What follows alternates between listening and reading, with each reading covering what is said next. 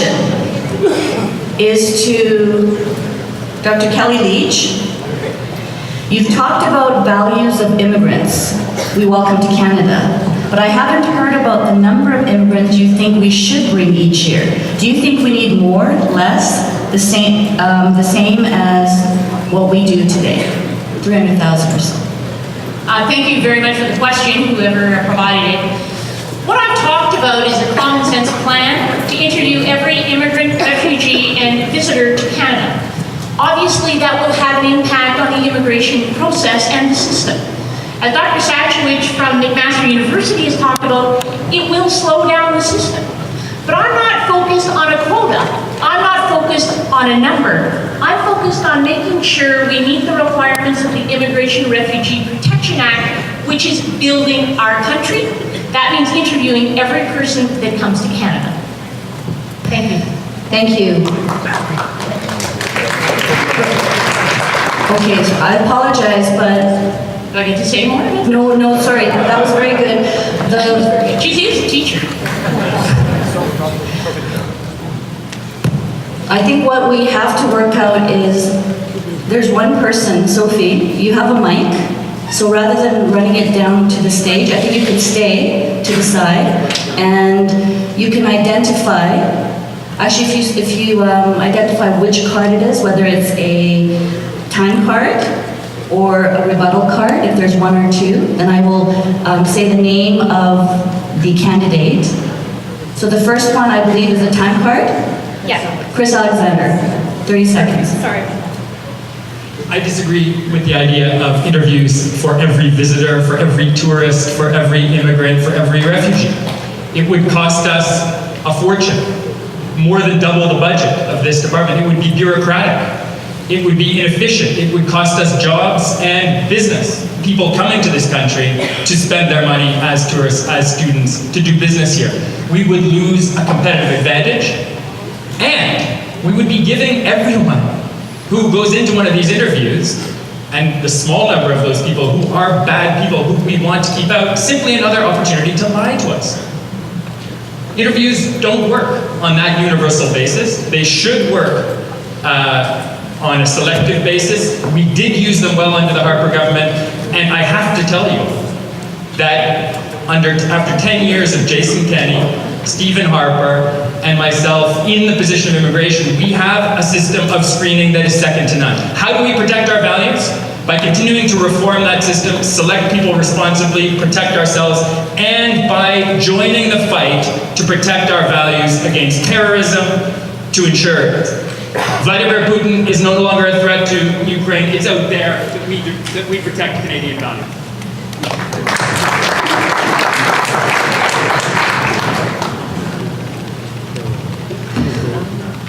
Okay, I apologize for this delay. I'm going to just quickly review the rules because I think we have an assistant, but we also this hasn't been completely worked out. So if you can allow me this discretion.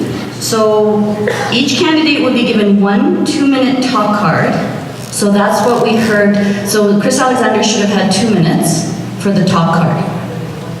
Oh, I see. And 2 1-minute talk cards. So there's 1 2-minute talk card and 2 1-minute, 1 2-minute talk card and 2 1-minute talk card, and then 4 15-second rebuttal cards, which could be used 2 at a time if you wanted.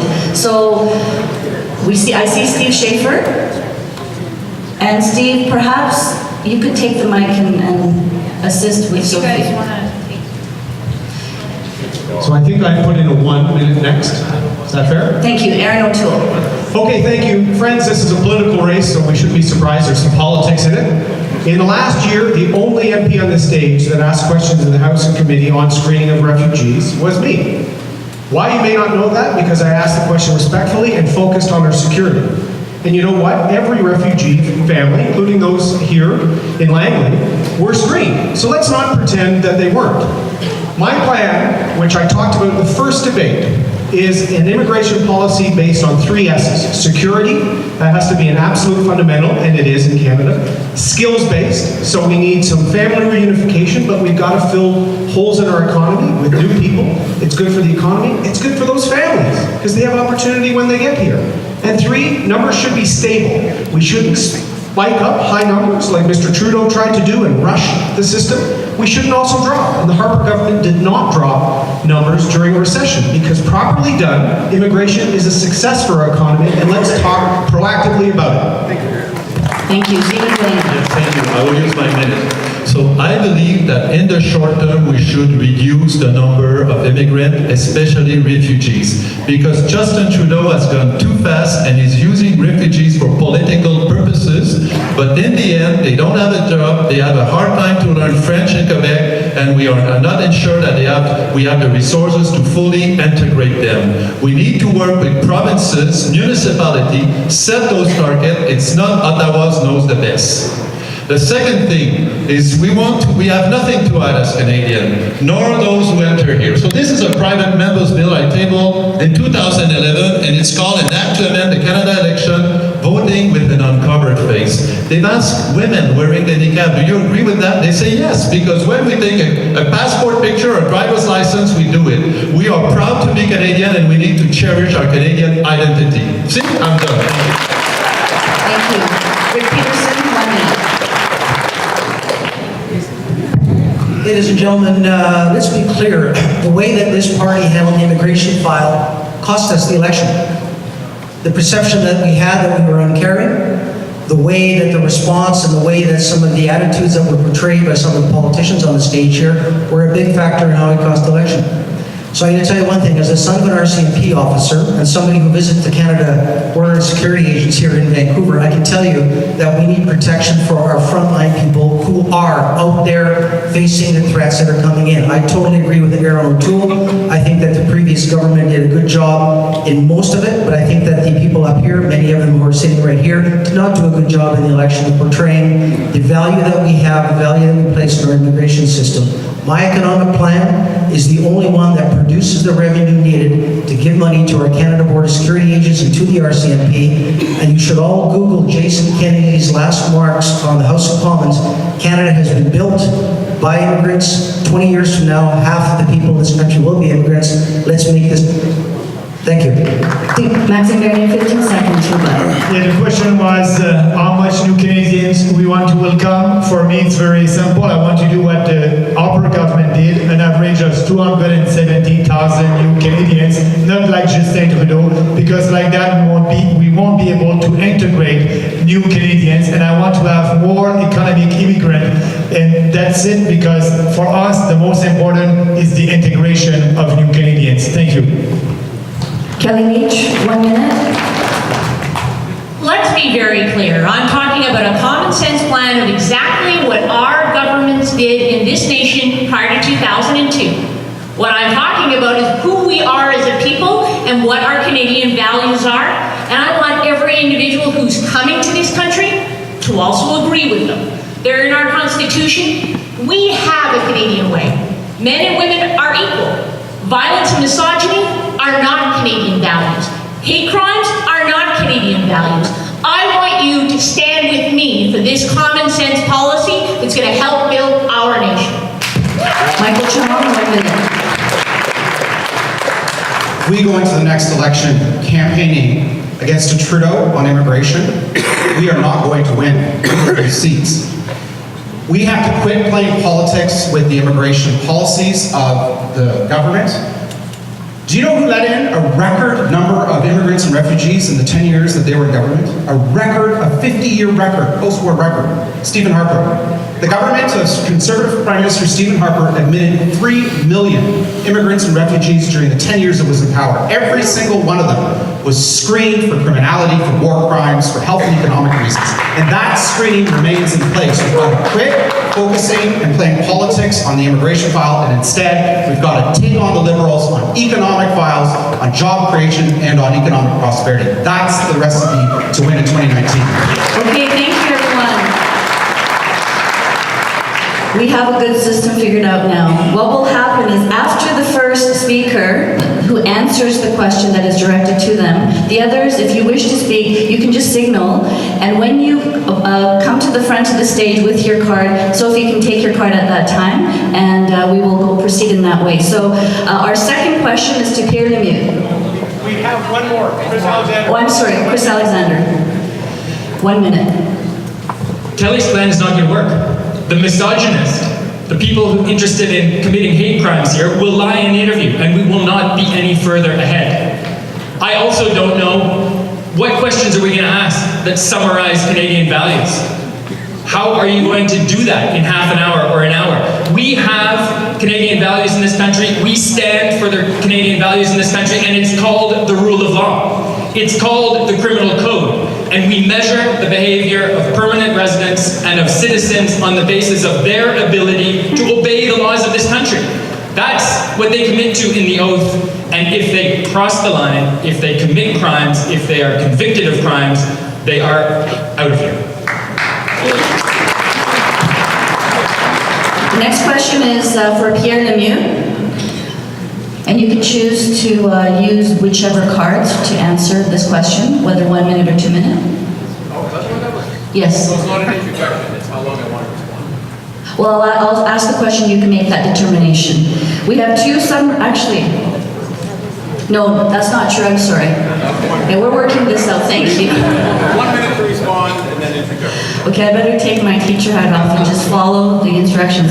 We have two submarines that are barely seaworthy and a fleet that is outdated and falling apart.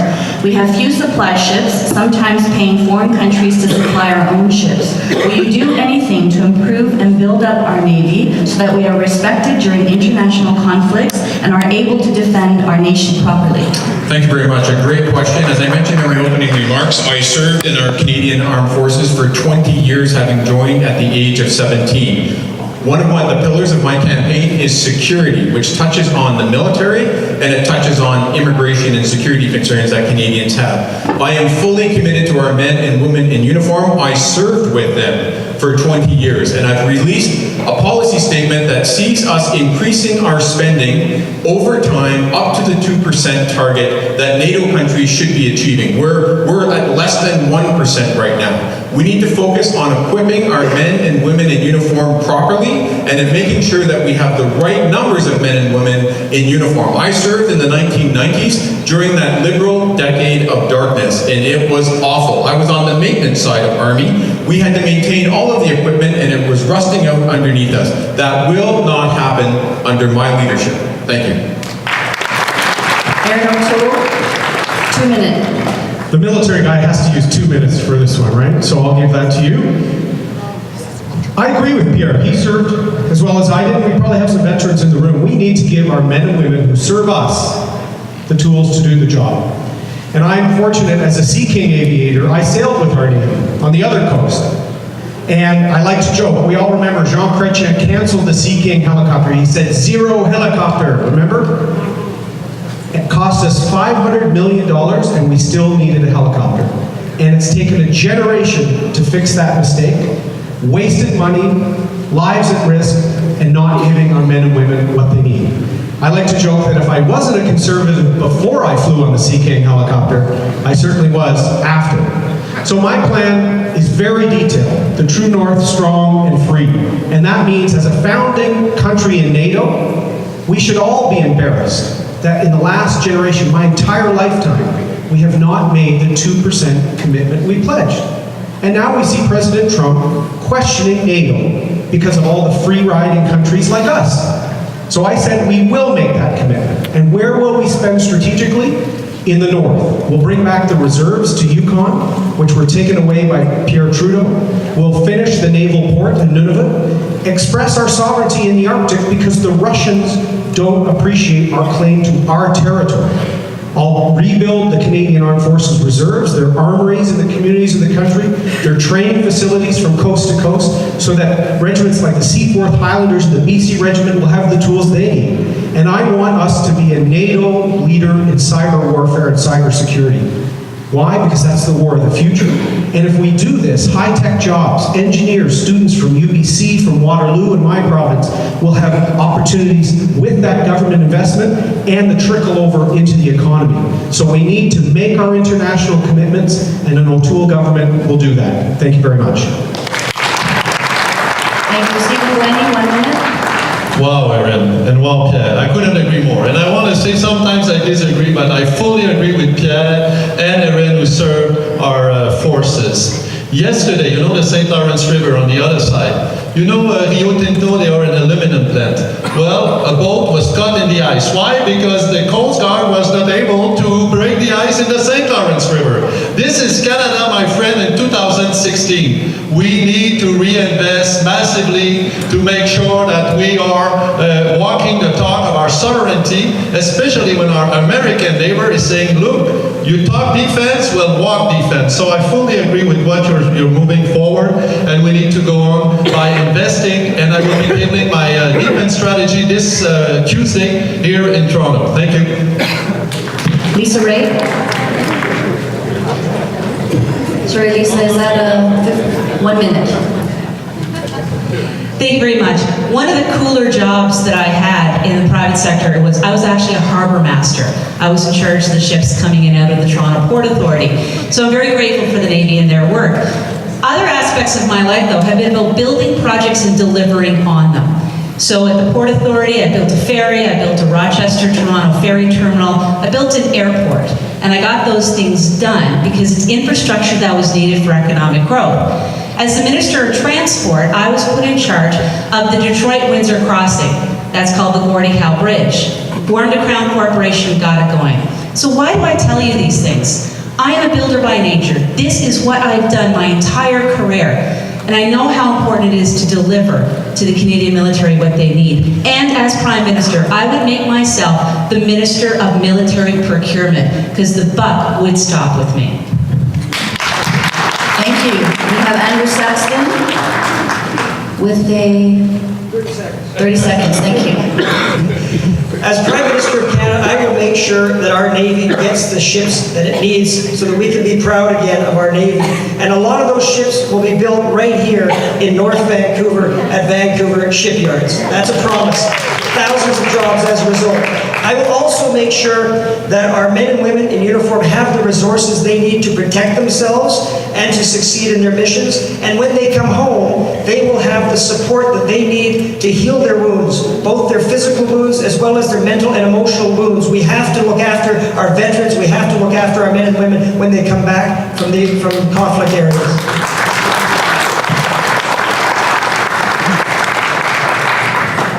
Chris Alexander, 30 second. I saw firsthand over 6 years in Afghanistan what a difference the best armed forces, the best small army in the world can make when you send it on a mission where we are needed. And I agree with my colleagues' proposals, I agree with Aaron's plan, but we need to do more. Larger AVs on both coasts, amphibious assault vessels for both coasts, an Arctic fleet for that incredible landmass and maritime area that is ours, the best fighter jet, and a slightly larger army. Thank you. Michael Chong, 1 minute. I agree with all my colleagues here on stage with the need to increase defense investments, and here's why.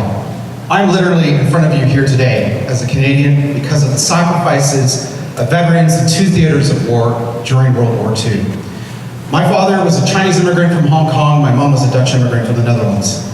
My father watched as Canadian soldiers bravely defended Hong Kongers from a pretty vicious assault in the early part of that war. My mother's family was liberated by Canadian soldiers, some 6,000 of them who died in the canals, the fields, and the small towns and villages of the Netherlands. My family owes everything to this country and the veterans who laid down their lives so that vulnerable persons around the globe, like my mother and my father, could live and contribute to this country. I'm in this leadership race because I believe in this country and the values for which it stands for, and that's why I need your support. Thank you very much. Kelly Leach, 15 seconds. Sorry. So 30-second rebuttal. Sophie, 1 minute card from Mr. Chung, please. Yes, go ahead. How many of you in this audience are a veteran, know a veteran, or are serving in the Canadian Armed Forces? Thank you for your service. My grandfather was Army, my two great uncles were on the beach on D-Day. I'm committed to the 2% increase for NATO. I'm also committed to making sure that we focus on Arctic sovereignty. I stood in Afghanistan in 2010 as a surgeon and realized that our men and women in uniform are the ones that are on the front line of protecting our nation and what we represent to the world. They are the first defenders of our open democracy. And again, for those of you that have served, for those of you that are serving, thank you so much for your contribution to this amazing country. Thank you. Our next question is for Rick Peterson. The roles and responsibilities of the three branches of government, legislative, executive, and judicial, have increasingly become blurred. Too often, legislative bills have been negated, delayed, or overturned by a judiciary that is increasingly swayed by special interest groups in preference to elected MP legislation. How will you restore the constitutional balance? Whoa. I think the question here is one about the power that you give the members of parliament. I think the question is one that I think Pierre touched on earlier on about respecting points of view. As leader of the Conservative Party and as Prime Minister, my caucus will be able to bring forward any element, any bill, any concern that they feel needs to be debated, and it will be. As a small businessman, as somebody who is from the private sector, I know that respect from the roots up, from the grass up is what counts. In terms of the courts of law, one of the elements that I think we have seen over the past several years is the judiciary taking an interpretation of a lot of the laws that are not the way that was intended by the parliamentarians. I have never been a parliamentarian. I absolutely respect the talent and the difficulty it does entail to become a parliamentarian, but I can tell you that we need to give more voice, more votes, and more support to our members of parliament, and that would be the biggest thing that I would do, would be to have my parliamentarians and have their back. Thank you. Michael Chong, 2 minutes. Starting now. Thank you for the question. Trudeau has broken his promise on electoral reform. And if we're going to win against the Liberals in 2019, we have to come forward with robust economic policies, of course, but we also have to come forward with a real agenda for democratic reform. There is too much power in party leaders' offices and in the PMO. It's one of the reasons why I'm in this leadership race. I'm the member of parliament who introduced the Reform Act in the last parliament, an attempt to rebalance power between an all-too-powerful PMO and your elected members of parliament, who are your voices in Ottawa. And I think a democratic reform agenda that focuses on the reform of political parties and on reforms in the House of Commons is going to gain the support of millions of Canadians who are disappointed with the Trudeau government's broken promise on electoral reform. To me, reform starts with political parties. Party members, grassroots party members, should make the final decision on who party candidates should be in an election, and not head office and not the party leader. Democratic reform also starts with reforms to the House of Commons by rebalancing power and taking power away from the PMO and party leaders. Elected members of parliament should not have to sit at the whim of the party leader and the PMO on committees. The Prime Minister's office should not be appointing committee chairs. I have a 10-point plan for real democratic reform. You can check it out at chong.ca. Thank you very much. Thank you. Pierre Lemieux, 1 minute. 1 minute 15? 1 minute 15. Right on. Good. Listen, I'm one of the candidates here that's actually spoken about, I think, a concern that we share, and that is this conflict really between the judiciary and elected members of parliament. The most controversial issues of our day, abortion, euthanasia, prostitution, they haven't been decided by parliamentarians. They haven't been decided by Canadians. They've been decided by the Supreme Court of Canada. And one of the issues that I have is that the Supreme Court is almost sacrosanct. Like, you're not allowed to breathe a sigh of concern about the Supreme Court of Canada, and I think that's wrong. I also think that you have, and we have as Canadians, absolutely no role to play in the selection of our Supreme Court justices, and yet they are defining Canadian society. You as Canadians have no role to play in their selection. The Prime Minister does that. And they serve to the age of 75. You have no role in terms of being able to do anything about it once they are Supreme Court justices.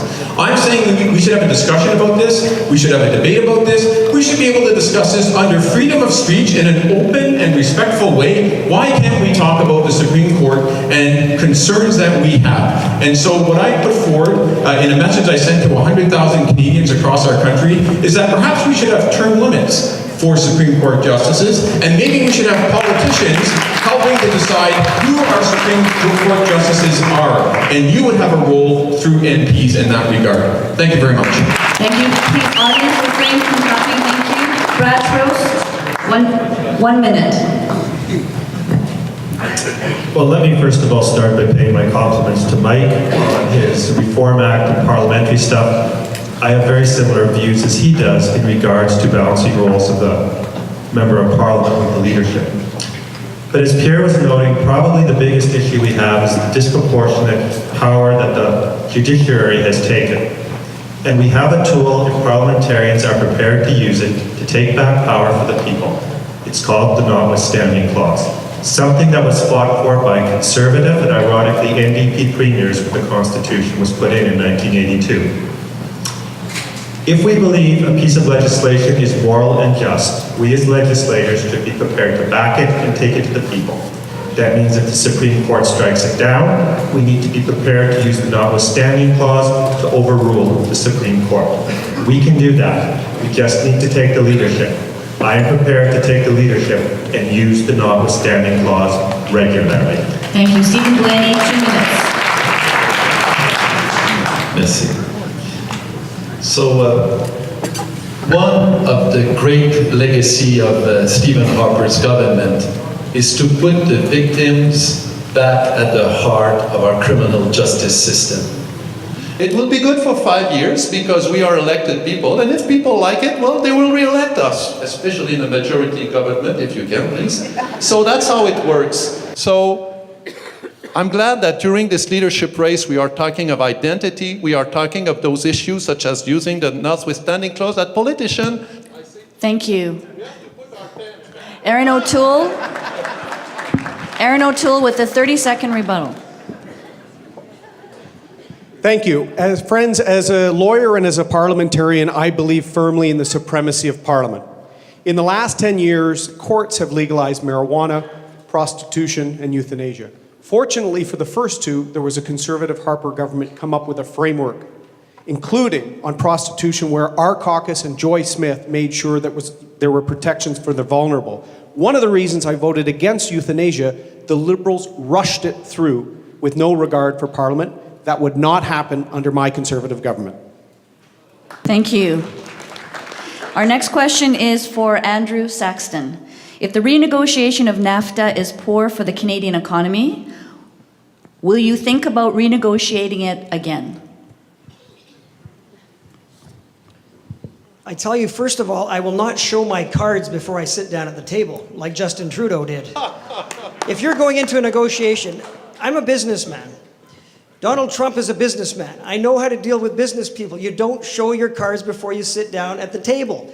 Canada has a very strong argument here. 35 states in the United States rely on Canada as their #1 trading partner. So the United States needs NAFTA as much as Canada needs NAFTA. We had a free trade agreement with the United States before NAFTA even existed. It was the Canada-US Free Trade Agreement. You remember John Turner said he was going to tear it up. Well, thank goodness he didn't ever have that opportunity because it created tens of thousands of jobs for our economy. And also, we have a balance of trade with the United States. This is very different from the United States' relationship with Mexico, where there's a huge trade deficit. And because we have a balanced trade with the United States, Donald Trump will recognize that he needs us as much as we need him. Now, furthermore... Thank you. Andrew Scheer, 1 minute. This is such a critical file for Canada. We are a trading nation, and our trading relationship with the United States isn't just about NAFTA.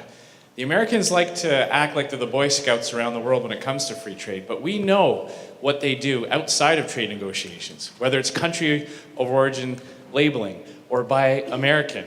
We need a government that is actively engaged on the ground, not just in Washington, but throughout the country.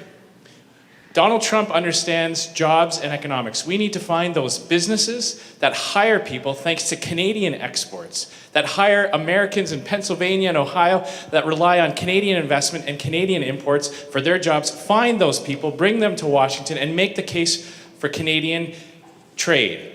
I don't think that you can win the Trump administration over with appeals to philosophy or being a good neighbor. You have to show that there's economic benefit to both countries for our trade deals, and I know I can do that. Thank you. Rick Peterson, 2 minutes. Hi, this is a 2-minute response because we are right here today, ladies and gentlemen, with that question at the crux of why we're conservatives and what needs to be done in the next 4 years for this country. Donald Trump will only recognize and understand if we are competitive. If you go to petersonleader.ca, you will see my platform, which has 3 key components to instilling competitivity and making our country grow. The first one is zero corporate income tax. Already being done in Ireland, already being done in the Baltic states, already being done in Eastern Europe. Donald Trump has just moved the federal corporate income tax rate in the US from 30 down to 15. That's the equivalent of us going to zero. My good friend Maxime Bernier would like to install some energy in the economy going from 15 to 10. I say let's take it to zero. Nobody here who has a corporation or has a business will be paying income tax on a corporate level when I'm Prime Minister. This money is better used in your pocket to develop new businesses, new investment, hire people, pay salaries, and grow the economy. The second thing is that income tax under a Peterson Prime Ministership at the federal level for every individual across Canada will be a flat 15%. A flat 15% across the board puts more money in your pocket to invest in Canada and in the future. Under a Peterson leadership and Prime Minister, consumption taxes will go up because consumption taxes, as every economist knows, as Ed Fast will tell you, are the only and the best way to grow the economy in a way that spreads the wealth. So the final thing that I want to point out to you, ladies and gentlemen, is that negotiating NAFTA with Donald Trump can only be done from a position of strength. Coming from the private sector, understanding the power of liberating the entrepreneurial element that all of us have in it is the key to growth in Canada. Under my leadership, under my programs, Canada will grow and prosper, and we can negotiate with Donald Trump or anybody around the world. Thank you. 30-second rebuttal from Brad Trost. Yes, not so much a rebuttal, but to note that you cannot divorce security issues from economic issues when dealing with the United States. The biggest economic threat to Canada is if another 9/11 terrorist incident happens in the United States and the person comes in from Canada. We need to be absolutely firm and vigilant on our national security when it comes to terrorism, both people domestically and coming from abroad. That is an economic priority. NORAD, our national security, are there not only for security, but to protect our economy. Thank you. Thank you. Maxime Bernier, 1 minute. Merci.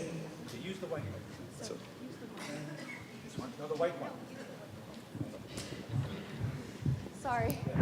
I'm a blue man, not a white one. So, it will be very important to be strong when we will deal with President Trump. And the best way to do it is to be out there in the US and speak with the other business people over there, because the free trade agreement that we had since 25 years now was benefit for our country and also for the Americans.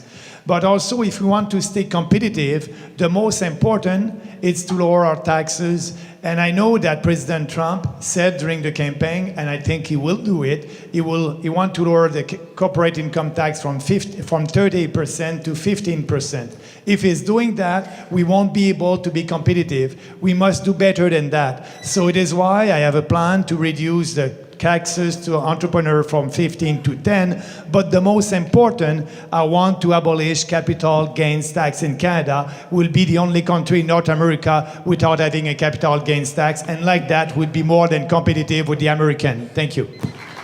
Thank you. Erin O'Toole, 1 minute.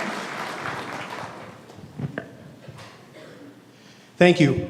The only candidate on this stage that's worked on trade directly in both the private sector and in politics has been me. I was proud to be Ed Fast Parliamentary Secretary working on the European trade deal and our important North American relationship.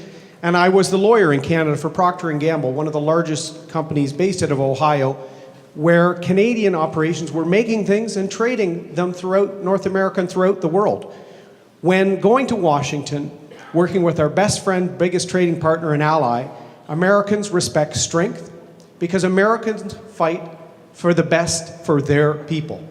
I will take the same approach, fighting for the best outcomes for Canadians and for job creators. And when I went to Washington as a minister, having served alongside the American Navy, when I was in the Canadian Armed Forces, having worked for a global American company, you can go and build a relationship based on mutual respect and fighting for our interests. That is what you will have with an O'Toole government. Thank you. Thank you. Rick Peterson, 1 minute.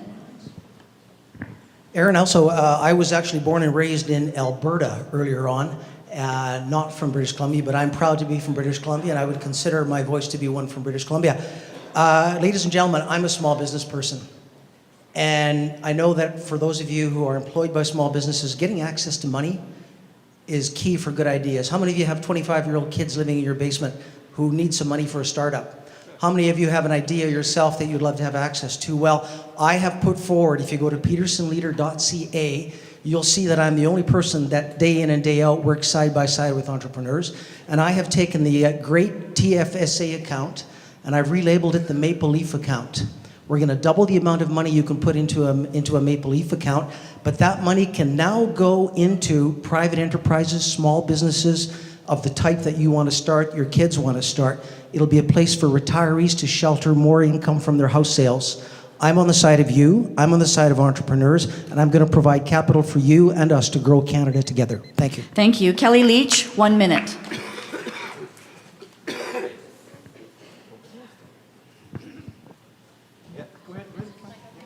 Yes. The United States is our largest trading partner, 70% of our trade. Hundreds of thousands of Canadian jobs are dependent on our relationship with the Trump administration. Having a respectful relationship with the president also means talking the same language. So whether that be screening immigrants, or whether that means making sure the Keystone Pipeline occurs, I'm from Fort McMurray, Alberta. This is a top priority for me, and I have policy on natural resource development. These are the things to make sure that Canadians come first. So the question was renegotiating NAFTA if we need to? Absolutely. For me, Canadians come first, and I will make sure that that's my top priority as Prime Minister of this country. Stephen Blaney, 15 seconds. Thank you.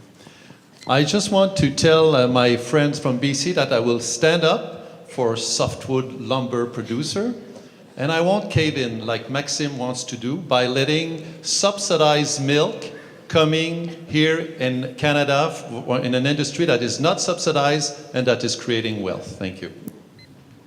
Andrew Saxton, 1 minute. Thank you. In order for us to continue to be competitive with the United States and other countries, we have to help get jobs for young Canadians. The average unemployment rate for young Canadians is double the national average. It's about 14%. We've got thousands of jobs that are going unfilled, yet at the same time, we've got thousands of young people that don't have jobs. We're even bringing in temporary foreign workers from other countries to fill those jobs. I lived in Switzerland. In Switzerland, they have an apprenticeship program for their youth. The majority of young Swiss, they don't go to university, they go into apprenticeship programs. And these are high-paying jobs and professions. It's not just trades, it's also banking, pharmaceutical, insurance, you name it. In Canada, this is what we need. As Prime Minister, I will bring in an apprenticeship program to help get our young people back to work. Thank you. The next question is for Andrew Scheer. The Trudeau Liberal government killed the legislation for income splitting. Will you support families' right to choose to care for their own children and bring back income splitting? Well, thank you very much. First, I should probably do a little bit of proactive disclosure. As a father of 5 children, I benefit very much from family-friendly tax cuts. But that's not the reason why we as Conservatives bring them in. We bring in family-friendly tax cuts because we know the challenges that face parents as they try to raise their children. And there is not one size fits all approach that works. There are families that work opposite shifts so that they can minimize their daycare costs. There are families who have a loved one, an aunt or an uncle or a grandfather or grandmother look after the children. There's a lot of different solutions that are out there. I was very proud to announce what I believe is a very innovative policy to make parental leave, maternity leave and parental leave under the EI system tax-free. Every single civil servant in Ottawa, when they go on mat leave, gets a top-up to 90% or 95%. There's a lot of unionized workers around the country that get that. Non-unionized, non-civil servants don't get that. Making EI, parental, and mat leave tax-free is one way that we can make it more equitable for parents. Thank you. Maxime Bernier, 15 seconds. We won't need to bring back income splitting because under my plan, 90% of Canadians will have a flat tax of 15%. So if you have a flat tax, you don't need income splitting, and that's fair for families, and that's fair also for Canadians. So this is the best plan. Thank you. Thank you. Michael Chong, 30 seconds. Thank you. I have the same plan as Maxime Bernier does. I plan to introduce a 15% flat tax between $11,000 of income and $140,000 of income. This is in effect a backdoor way to introduce income splitting for all kinds of families. It is also one of the largest income tax cuts in Canadian history, a 1% of GDP income tax cut that we would introduce in our first budget. Thank you. Andrew Saxton, 15 seconds. I will bring back income splitting for families because it's only fair. In fact, it's in my plan right here. The road back to balance. Income splitting for families. Why is it fair that one family who earns one amount of money pays a different rate than another family that earns the same amount? It's only fair to have income splitting for families, and I will bring that back. Thank you. Pierre Lemieux, 30 seconds. Thank you very much. Oh. Hello? There we go. Okay, so let me just say that as the father of 5 children, I am a strong supporter of income splitting for families. It doesn't just benefit single income families, but it benefits dual income families where the income is different for each parent. We did this for pensioners, we should do it again for families. And I also want to say as a family man, under my leadership, the party and the government would recognize parents as the first educators of their children. The government should not step between parents and their children. The government does not know best how to raise your children. We need to respect parents with our policies and with our legislation, and you will have that under Pierre Lemieux. Thank you. Thank you. Rick Peterson, 15 seconds. I want to thank Maxime and Michael for following my tax plans. They're not quite all the way that I am. 15% for everybody, 0 corporate tax for all corporations. Let's get it done. Thank you. Thank you. The next question is for Brad Trost. Underage drinking and partying has become an epidemic in the Lower Mainland. Kids are dying and are being injured everywhere. What would you do about this awful situation? You don't need to spend it. You know, I don't think there's necessarily one automatic solution. I'm a conservative. I don't believe all solutions come from government. But I do think there's a few things that can be done. Steve Blaney's talking about drunk driving legislation. There's educational things you can do from the federal government. But there comes a point where you have to hand responsibility back to parents, to people in the local area. And so for the federal government to change the behavior of children, not going to happen. That's a realistic thing. We can give police more support in areas where they need to crack down, drug enforcement, things of that nature. We can give more educational tools to the specific areas where they're having this problem. But let's be clear. Society needs to solve these problems more than government. As much as I would like to say a Brad Trost government could automatically solve this through some social program or some tax change, it won't happen. It can help in some areas, but it won't ultimately make a solution. Thank you. The next question is for Chris Alexander. What should Canada do to stem the flow of illegal migrants at uncontrolled border crossings?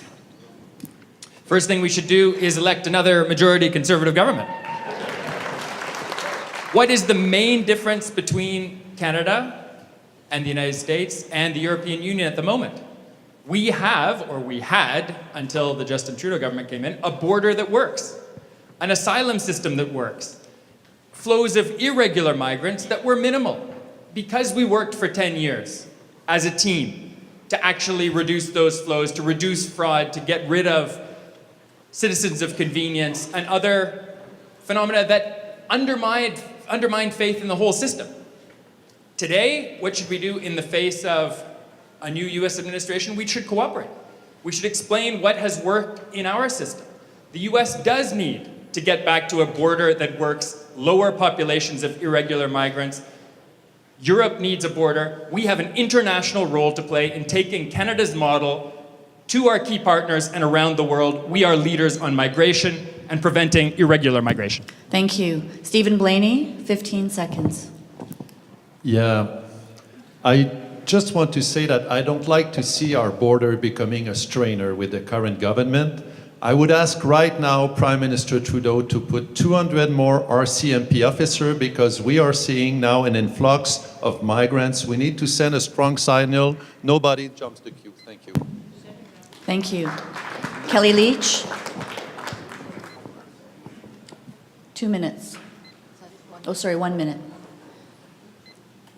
Earlier this week, I was standing in Winnipeg, Manitoba, talking with individuals who were concerned what was happening in Emerson.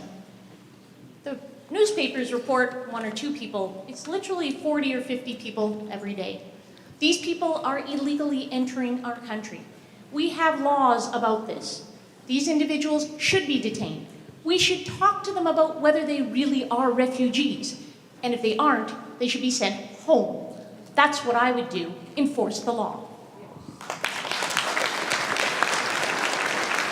Thank you. Maxime, this is the question from Maxime Bernier. What is your plan to balance the budget without raising taxes? No, I won't. What I will do, because I just have a question about supply management, and as you know, when Stephen said earlier that the producer under supply management, they don't receive any subsidies from the government, is right. But the guy, the dairy producer, they're receiving subsidies from us, the consumers, and I want to stop that. It's $2.6 billion a year that we're giving to them to keep their privilege. So that's why I want to work for Canadian families. Asking about the question, what I want to do to balance the budget. To balance the budget, we need a plan to have more private investment in Canada first. The first budget will be focused on private investment with lower taxes and also less regulation. But also what we need to do is reform at the federal level. We need to have a smaller government that will respect the Constitution. We need to privatize the airport. We need to privatize Canada Post. We need to abolish the CRTC. We need to reform CBC. So that's all on our platform, maximebernier.com. Thank you. Lisa Raitt, 1 minute. Oh, no, she doesn't need it. 1 minute. Am I okay? Okay, thank you. Max, I appreciate that you want to do the slash and the burn, and I get that. But the reality is that we don't know in the first instance how big the hole is going to be that the Trudeau government is actually going to put us into. So we have to be thoughtful about how we do this. But I do see one thing that's happening, and it's happening a lot. And that is the fact that the departments, 3 of which I used to manage, have grown immensely in terms of what they are doing in hiring. In Ottawa alone last year, there was 14,000 new jobs created in the federal civil service. 14,000 jobs, 10.5% higher. The highest it's been since 2009 when we were there. That's the first place where you start. You look at those budgets of the departments and say, are you delivering 14% more services to Canadians? Because I don't think we feel it right now that we are. So that's where you begin. Thank you. Andrew Saxton, 15 seconds. My plan to balance the budget is right here. It's called The Road Back to Balance, and it's all on andrewsaxton.ca. Please visit my website. Thank you. Thank you. Brad Trost, 15 seconds. Let me offer a helpful suggestion where we can find $1 billion. Get rid of the CBC, privatize it.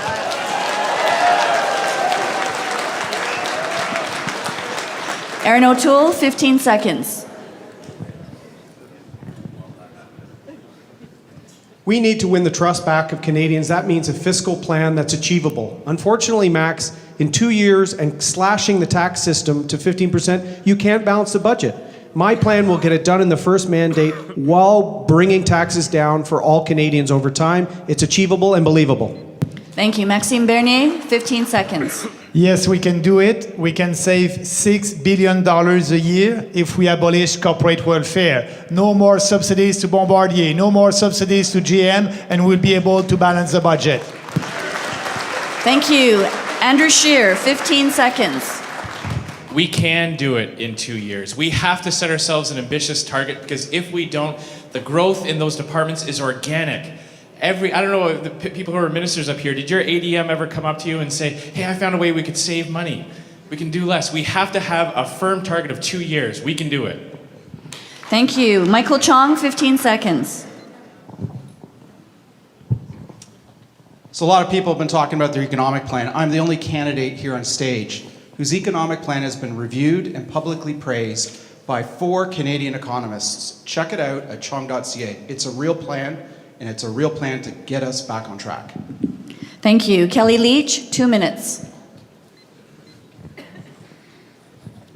So many of you hear me talk about common sense policies in immigration. I also have a common sense plan on getting us back to budget.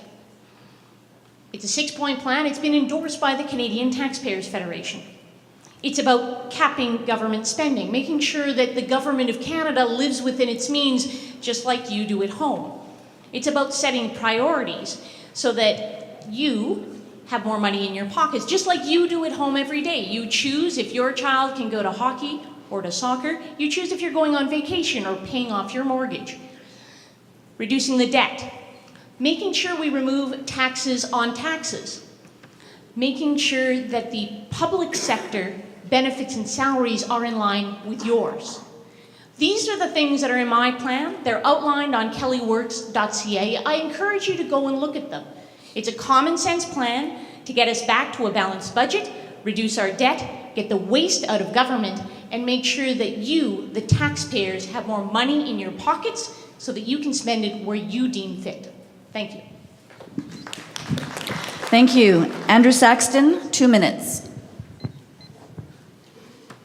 Before we have the opportunity to get back and balance the budget, we have to get re-elected as government to bring back fiscal responsibility to Ottawa, and I have a plan to do that. First of all, we have to reconnect with the grassroots. We have to reconnect with the base. You're it. You are the grassroots. We lost touch with the grassroots in the last election, and it didn't do us well. We also have to reach out to young Canadians. We didn't have young Canadians supporting us last time. We have to have a strategy for social media. The strategy that we had in the last election was to stay off social media, and we saw how successful that was. We have to have a plan because young Canadians, they're not reading the newspaper. They're on the internet. That's where they're getting their information from.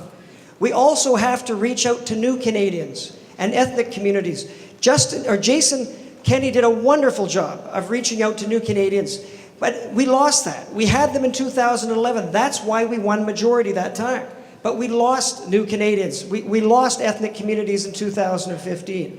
We also didn't win a single seat in the 3 largest cities in Canada, Toronto, Montreal, and Vancouver. If we're going to take back government in 2019, we have to reach out to people living in the cities, which means that we have to address the issues that are affecting them, like housing affordability, transportation to and from work, and jobs, which is the big one. We also should look at lowering the cost of our membership so we can grow the party, so that older seniors on fixed incomes and young Canadians can afford to become members of the Conservative Party of Canada. And we need to invest in technology. Many people in this room have worked on campaigns. How many people have worked on campaigns? A lot of people in this room. And a lot of you are familiar with Sims, right? Well, Sims was state of the art 10 years ago. It was wonderful, but that was 10 years ago. We need to reinvest in a new system to bring us into this new decade. That's what I will do as Prime Minister. I will make sure that we listen to the grassroots, we grow the party in order to win in 2019. Thank you. Thank you. Rick Peterson, 15 seconds. 45, thank you. These are the last 45 seconds, and I want to touch just quickly on 2 things that are dear to you, your health and the grassroots. Everybody talks about grassroots engagement. I will deliver. Go to petersonleader.ca. Within 12 months of becoming the leader, every single EDA in Canada will have $5,000 to put into their social media platform. Most of these people are MPs, but if you go to their websites, they don't have Facebook, Twitter, or a website active. Check it out. Final thing I want to say is I'm not a member of Parliament, so I don't have MP endorsements, but I do have a very significant endorsement, Dr. Brian Day, who is fighting for more efficient delivery of healthcare. Dr. Day likes my plan. He likes the ability that I want to bring into the healthcare to make it more efficient and easier access for you. petersonleader.ca. Thank you. It is a true pleasure and an honor to be here in front of you. Thank you. Thank you. Chris Alexander, 15. To return to balance in 2 years, freeze on spending, freeze on hiring, every program under review immediately. And we have to ask 2 questions. First, how can we deliver as a digital government? And secondly, how can we invest in frontline people that deliver service and get rid of the layers? There's still too many of them. Thank you. Stephen Blaney, 15 seconds. Yeah, I just want to say that I have a Facebook, a Twitter site, and on my website, there's my study that showed the benefit of the great farming and supply sector management. So I'll tweet it after the debate just for you, Scott, and it's available in both French and English. Thank you. Thank you. 15 seconds, Aaron O'Toole. I agree, Rick. Check out my Facebook page, my Twitter. But most importantly, my friend Jim Scott is here. Part of the reason I was able to turn around Veterans Affairs was I was listening and talking to veterans on Facebook, hearing from the grassroots and helping solve problems before the media pounced on them. We've got to be smart. I'm that leader. Thank you. This is a question from Michael Chong. What will you do to help young Canadians secure employment upon graduation? Well, thank you. That's a great question. Unemployment in this country is just under 7%. Youth unemployment is double that at nearly 14%. And I think the number one thing we need to do is to get economic growth back on track. And I think that starts by increasing the levels of business investment in this country. One of the reasons why we have lower levels of business investment is because of CMHC's mortgage insurance and securitization program. It is shutting down financing for SMEs in this country and diverting productive capital away from investments into Canadian businesses and rather putting capital toward investments in residential construction. And that has created imbalances in our economy that has negatively affected job creation and the ability of younger people to get jobs. The second thing we need to do is we have to cut income taxes.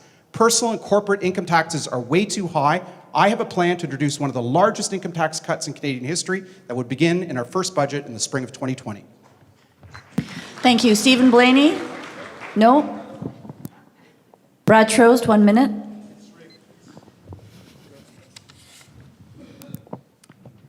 We all agree that we need to lower taxes and grow the economy.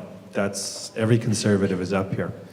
But I like an idea that Preston Manning suggested several years ago about looking at starting to change the funding formula for postgraduate education. Instead of funding institutions, directly fund students, because one of the problems we have is our educational post-secondary system is inefficient at funding people's educations for the job markets. When I've got a university riding, Saskatoon University, the agriculture and engineering students overwhelmingly have job offers. Art students, not so much. Guess which group votes Conservative and which group doesn't? We need to find a system that's market-based, that instead of subsidizing institutions, goes directly to students in the post-secondary. It's a reform that has been tried in other places and needs to be looked at here in Canada. Thank you. Lisa Raitt, 2 minutes. Thank you very much, Senator. This is the most important question for me because I have 2 children who are 15 and 12. But let me tell you a little bit about my backstory. I actually found that the best way for me to be able to ensure that I had a sustainable career, unfortunately, meant I'd had to leave Cape Breton. But I did that by getting an education. So I have a bachelor in science, chemistry, I have a master's in science and chemistry, and I have a law degree. But you know what I really got out of all that? A giant student loan. $100,000 that still sits in my mortgage, unfortunately. But it was the price in order for me to be able to have a better life.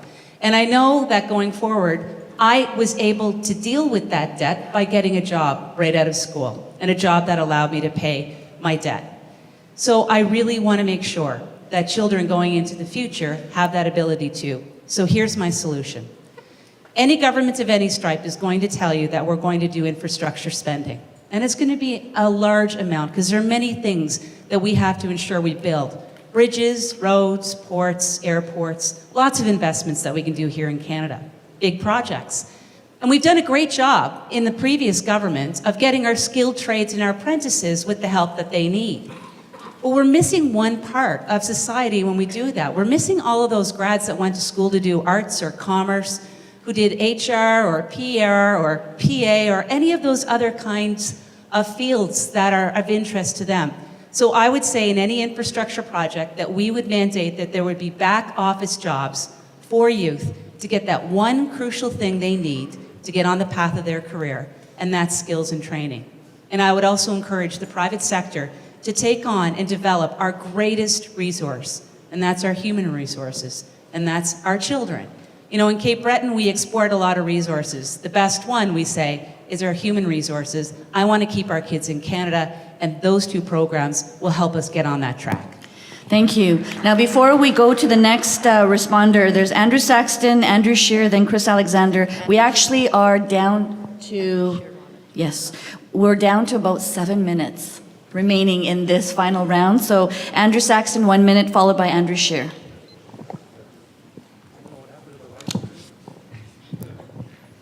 Canada is known to be a place where it doesn't matter who you are, what your name is, how long you've lived here, or what you do. If you work hard and persevere, you can achieve financial security for you and your family and create opportunities for your children.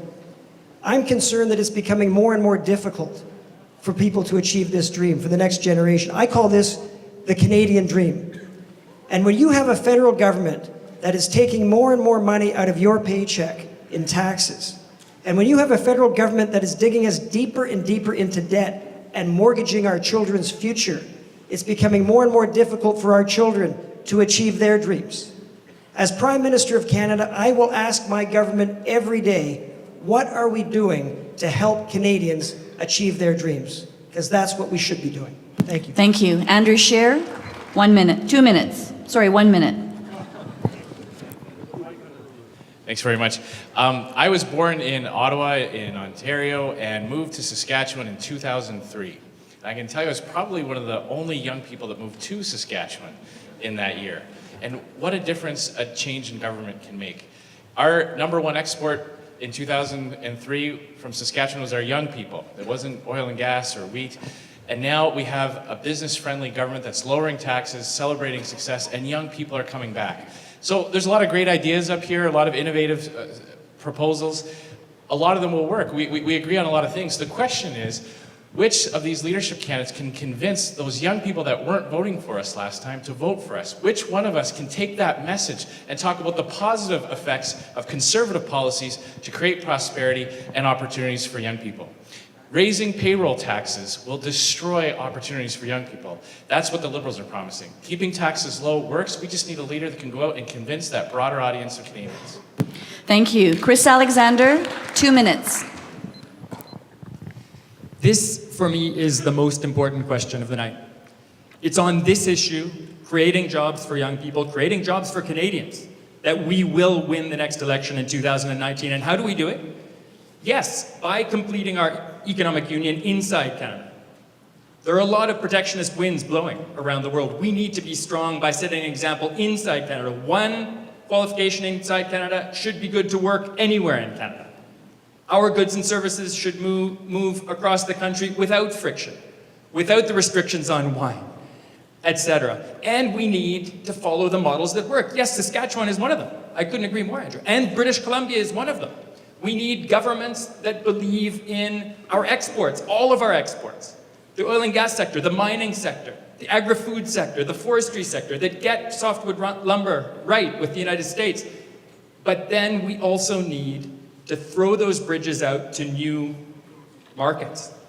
And here I'm talking not just about changes at the margin, I'm talking about doubling, tripling our exports to Europe, to Asia, being aggressive in those markets, investing in the system that supports trade with those vast parts of the world. That includes defense, yes.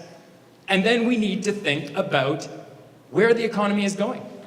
The new economy, deep tech, advanced manufacturing plus, artificial intelligence, artificial and enhanced and augmented reality, robotics.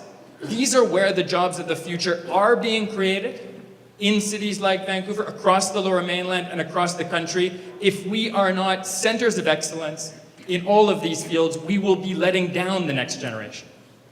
Technology has been the biggest producer of jobs in this country over the whole time we were in government, 10 years of Conservative government. It's only going to become a richer seam for us to mine for job creation in the future if we are prepared to create the incentives for innovation to happen here in Canada. Thank you. Pierre Lemieux, 2 minutes. Thank you very much. We've been talking about how to make the Conservative Party stronger in order to win the 2019 election. And as a leader, I welcome all people to join the Conservative Party, people with different beliefs and backgrounds and faiths, to bring their ideas into the Conservative Party. But I really do want to make an appeal to social conservatives. I raised it during the my opening comments that I'm a social conservative and I stand for things that are social conservative, for example, for life. And I encourage you to join the party and to get people you know to join the party, because how many of us here feel we've been pushed back into our homes, right? And we feel we're fragmented and we feel we have no support, and it's completely untrue. There are millions and millions of Canadians who have the values that we have, and we should be engaged politically on these values, and we should stand for them and not cede up the ground. We oftentimes pull back. And we shouldn't be doing that. We should be standing our ground on the things that matter to us. And I mentioned, for example, on life issues, there are millions of Canadians that believe in the value of life. Why can we not have that discussion in Canada? Why can we not have that discussion within our party or within Parliament? Of course we should be able to do so. And so as leader, I stand for these values, and I say to you as members, reach out to people that you know that share these values, but who might not be here today, might not be involved in the Conservative Party. Get them to join so that the party is a party that hears their voice, and so that the party is a party that represents them. That's how we get a bigger, stronger party. That's how we will defeat the Liberals in 2019. So give these important matters thought. Now is the time to be actively engaged in the Conservative Party and to stand your ground for what it is you believe, and you can do that under my leadership. Thank you. Thank you. Maxime Bernier, 15 seconds. I agree with Pierre. I think it is very important to welcome everybody, the pro-life, the pro-choice people in our party, and that's why under my leadership, I want the members of parliament to be able to table a bill on social issues, abortion, anything that they want. They will be free to table that bill, and yes, we'll have a debate, and it will be a free vote. Thank you. Andrew Scheer, I just want to follow up on that last point. I think that's 30 seconds. I think it's incredibly important that every kind of conservative feels welcome in this party. And that's what a good leader will do, is find that consensus. A great example of an issue between social conservatives and non-social conservatives was raising the age of consent. That was something that united our party, that social conservatives wanted, that enjoyed broad-based support throughout the country. And I was the speaker who upheld the rights of individual backbench MPs to vote freely and introduce legislation and speak freely in the House of Commons, regardless of what their party whips told them.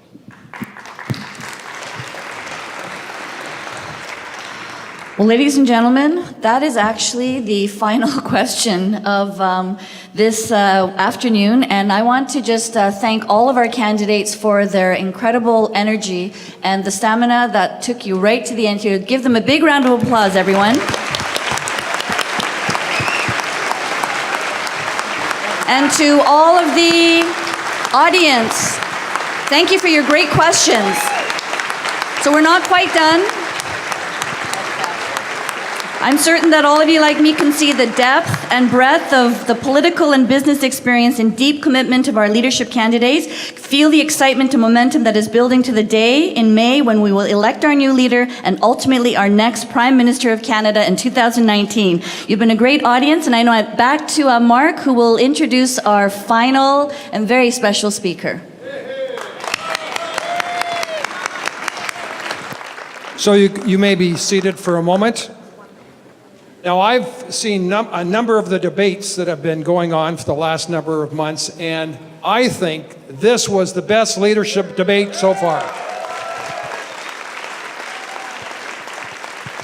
I also want to thank Yana Martin, our moderator, for an incredible job.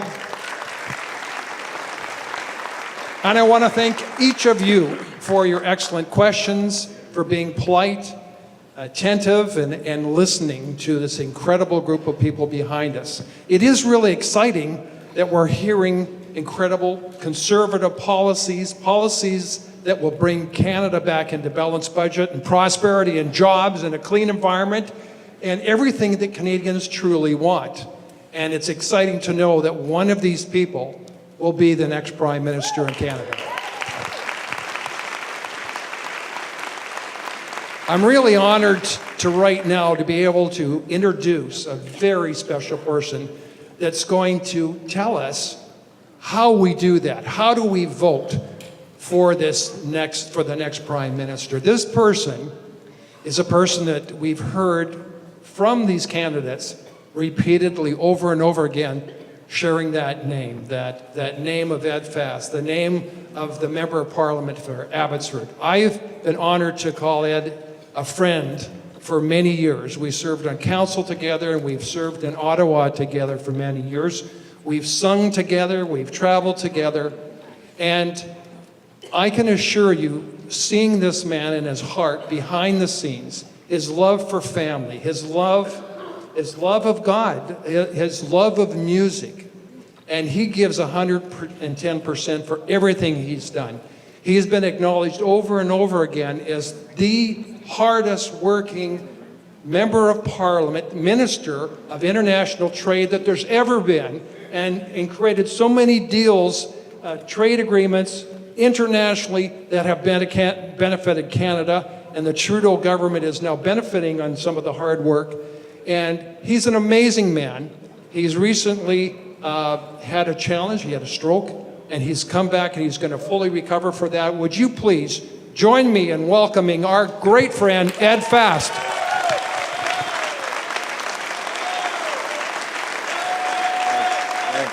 Can you hold it for me?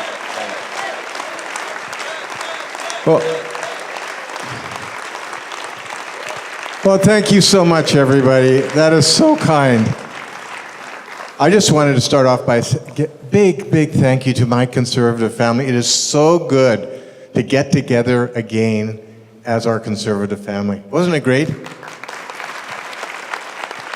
And a big thank you to all of you that have supported me, that encouraged me through this very difficult time, and of course prayed for me. It is an amazing thing to have this Conservative family surround you when times get tough. All the emails you sent, the Facebook messages, the phone calls, the visits at home, it has been unbelievable. So now let's talk about what happened here tonight. It was amazing. Didn't you love the spirit of the debate? It was respectful the way we are as Conservatives. It was vigorous. I love some of the exchanges. Thank you for doing that. Maxime, you started it all. And you know, that's what we do as Conservatives. We debate the issues. We come up with policies that serve Canada well.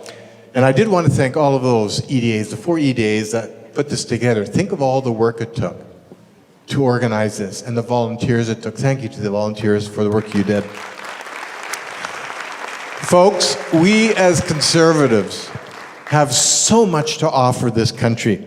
Our goal, of course, is to ensure that we replace the reckless Trudeau government. You've heard about it today on the stage. We have to replace this government that is driving us into the ditch economically and socially. And so what will that take going forward? Most important, we have to elect the right leader. Now, after hearing the debate here, you know, I've served with all of these men except for one for quite a number of years. They're immensely competent individuals, and I'm getting to know Rick much better. Every single one of these men and women is thoroughly conservative. We may have different views on specific issues within this conservative spectrum, but each one of them could lead our country. And it's our job, of course, to elect the best one. So what does that what will that look like? If any of these individuals has inspired you, get involved in their campaign. Support them with funding. You know, running elections and running leadership campaigns costs a lot of money. And they have to raise that money individually from you. There's no such thing as corporations donating or unions donating to these campaigns. They've got to raise this money themselves. And as they travel across the country, it is expensive.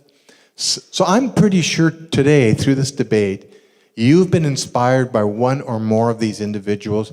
Get involved. But additionally, you need to get your friends and family involved, because the more friends and family you sign up for the party, the more they get a chance to shape the future of this country. We are essentially electing the next Prime Minister of Canada. May 27th is the day.